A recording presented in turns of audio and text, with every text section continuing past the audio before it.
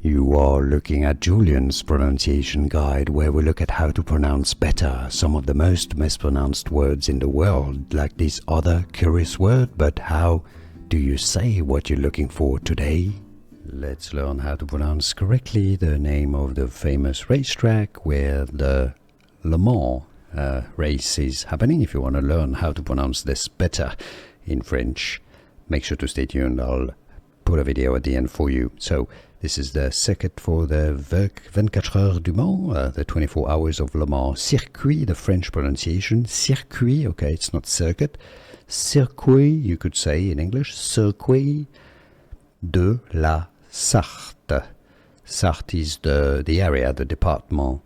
Circuit de la Sarthe is the French pronunciation. If you cannot pronounce it perfectly in French, you can say Circuit de la Sarthe. Sarthe like tart, but with an S. Circuit de la Sarthe. Here are more videos on how to pronounce more confusing words and names too many mispronounced. Like this video if you found it useful. I appreciate your support. I'll see you soon and thanks for watching.